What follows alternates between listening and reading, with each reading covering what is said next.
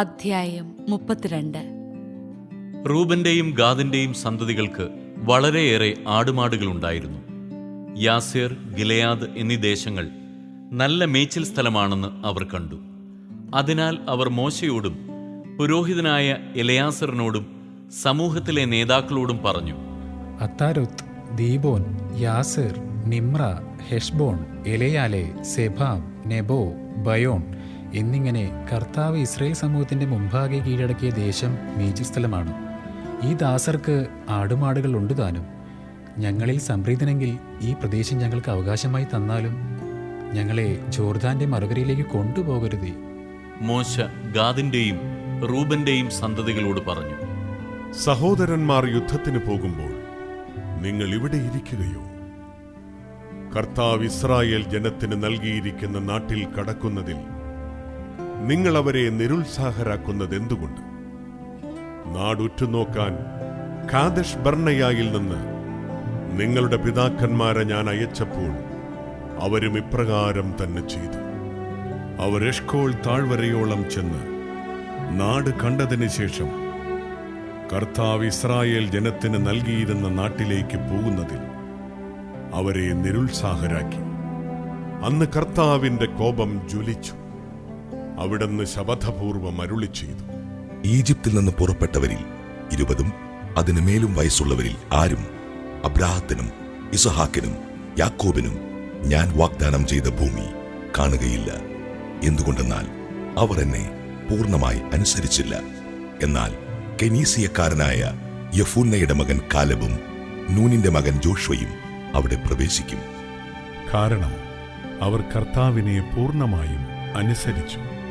കർത്താവിന്റെ കോപം ഇസ്രായേലിനെതിരെ ജ്വലിച്ചു. അവിടുത്തെ മുൻപിൽ തിന്മ പ്രവർത്തിച്ച തലമുറ നിശേഷം നശിക്കുന്നതുവരെ മരുഭൂമിയിലൂടെ 40 വർഷം അലഞ്ഞു തിരിയാൻ ഇടയാക്കുകയും ചെയ്തു. ഇസ്രായേലിനെതിരെ കർത്താവിന്റെ കോപം ഇനിയും ഉഗ്രമാകാൻ തക്കവണ്ണം നിങ്ങളുടെ പിതാക്കന്മാരുടെ സ്ഥാനത്ത് പാപികളുടെ ഗണമായി നിങ്ങൾ ഉയർന്നിരിക്കുന്നു. എന്തെന്നാൽ അവിടുത്തെ അനുഗമിക്കുന്നതിൽ നിന്ന് നിങ്ങൾ വ്യതിചലിച്ചാൽ അവിടുന്ന് വീണ്ടും അവരെ മരുഭൂമിയിൽ ഉപേക്ഷിക്കും. അങ്ങനെ ജനത്തെ മുഴുവൻ നിങ്ങൾ നശിപ്പിക്കും. അപ്പോൾ അവർ മോശയോട് പറഞ്ഞു, ഞങ്ങളിവിടെ ഞങ്ങളുടെ ആടുമാടുകൾക്ക് വേണ്ടി ആലകളും കുട്ടികൾക്ക് വേണ്ടി പട്ടണങ്ങളും പണിയട്ടെ.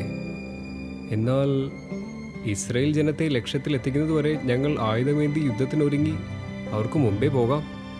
തത്സമയം ഞങ്ങളുടെ കുഞ്ഞുങ്ങൾക്ക് ഈ ദേശവാസികളുടെ ആക്രമണത്തെ ഭയപ്പെടാതെ കോട്ടയാൽ സുരക്ഷിതമായ പട്ടണങ്ങളിൽ വസിക്കുകയും ചെയ്യാം. ഇസ്രായേലിയരെല്ലാം താന്താങ്ങളുടെ അവകാശം കൈവശമാക്കുന്നതുവരെ ഞങ്ങൾ ഞങ്ങളുടെ വീടുകളിലേക്ക് മടങ്ങുകയില്ല. ജോർദാന്റെ മറുകരയും അതിനപ്പുറവും അവരോടൊപ്പം ഞങ്ങൾ ഭൂമി അവകാശമാക്കുകയില്ല. കിഴക്ക് ജോർദാനിക്കരെ ഞങ്ങൾക്ക് അവകാശം ലഭിച്ചിട്ടുണ്ടല്ലോ.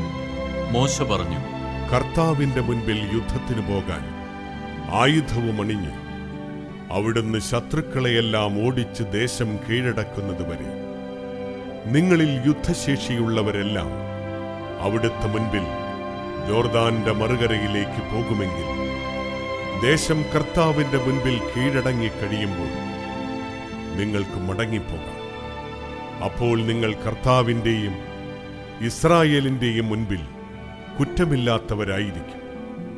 ഈ ദേശം കർത്താവിന്റെ മുൻപിൽ നിങ്ങളുടെ അവകാശമായിരിക്കുകയും ചെയ്യും. അങ്ങനെ ചെയ്യുന്നില്ലെങ്കിൽ കർത്താവിനെതിരായി നിങ്ങൾ പാപം ചെയ്യും. നിങ്ങളുടെ പാപം നിങ്ങളെ വേട്ടയാടുമെന്നറിഞ്ഞുകൊള്ളുക. നിങ്ങളുടെ കുട്ടികൾക്കായി പട്ടണങ്ങളും ആടുകൾ കാലകളും പണിയും. നിങ്ങൾ ചെയ്ത വാഗ്ദാനം നിറവേറ്റുകയും വേണം. ഗാദിന്റെയും റൂബന്റെയും ഗോത്രങ്ങൾ മോശയോട് പറഞ്ഞു, അങ്ങ് കൽപ്പിക്കുന്നതുപോലെ ഈ ദാസന്മാർ ചെയ്തു കൊള്ളാം. ഞങ്ങളുടെ കുട്ടികളും ഭാര്യമാരും ആടുമാടുകളും ഗിലെയാദിലെ പട്ടണങ്ങളിൽ തങ്ങട്ടെ. ഈ ദാസന്മാർ അങ്ങ് കൽപ്പിക്കുന്നതുപോലെ ആയുധമേന്തി യുദ്ധത്തിനായി കർത്താവിന്റെ മുമ്പിൽ പോകാം. മോശ അവരെക്കുറിച്ച് പുരോഹിതനായ എലെയാസറിനോടും നൂനിന്റെ പുത്രൻ ജോഷ്വയോടും ഇസ്രായേൽ ഗോത്രങ്ങളുടെ ശ്രേഷ്ഠന്മാരോടും പറഞ്ഞു, ഗാദിന്റെയും റൂബന്റെയും പുത്രന്മാർ ആയുധധാരികളായി യുദ്ധം ചെയ്യാൻ നിങ്ങളോടൊപ്പം ജോർദാൻ കടന്ന് കർത്താവിന്റെ മുൻപിൽ പോകുകയും നിങ്ങൾക്കു വേണ്ടി ദേശം കീഴടക്കുകയും ചെയ്താൽ ഗിലെയാദ് ദേശം അവർക്ക് അവകാശമായി കൊടുക്കണം.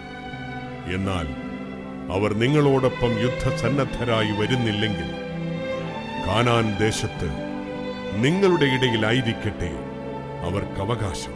ഗാദിന്റെയും റൂബന്റെയും സന്തതികൾ പറഞ്ഞു, കർത്താവ് അരുളി ചെയ്തതുപോലെ ഈ ദാസർ പ്രവർത്തിച്ചു കൊള്ളാം. ജോർദാൻ ഇക്കരെ ഞങ്ങൾ കൈവശമാക്കിയ പ്രദേശം ഞങ്ങളുടേതാകേണ്ടതിന് ആയുധധാരികളായി ഞങ്ങൾ കർത്താവിൻ്റെ മുമ്പിൽ കാനാനിലേക്ക് പോകാം. അമോര്യ രാജാവായ സീഹോന്റെയും ബാഷാൻ രാജാവായ ഓഗിന്റെയും രാജ്യങ്ങളടങ്ങുന്ന പ്രദേശം മുഴുവനും അതിലുള്ള പട്ടണങ്ങളും ഗാദിന്റെയും റൂബന്റെയും ഗോത്രങ്ങൾക്കും ജോസഫിന്റെ പുത്രനായ മനാസെയുടെ അർദ്ധഗോത്രത്തിനുമായി മോശ നൽകി. ഗാദിന്റെ ഗോത്രക്കാർ ദീബോൻ, അത്താരോത്ത്, അരോവേർ, അത്രോത്ത് ഷോഫാൻ, യാസേർ, യോഗ്ബഹ, ബേത്നിമ്ര, ബേത്ഹാരൻ എന്നീ പട്ടണങ്ങളും ആടുകൾക്കുള്ള ആലകളും പണിതു. പട്ടണങ്ങൾ മതിലുകെട്ടി ഉറപ്പിച്ചു.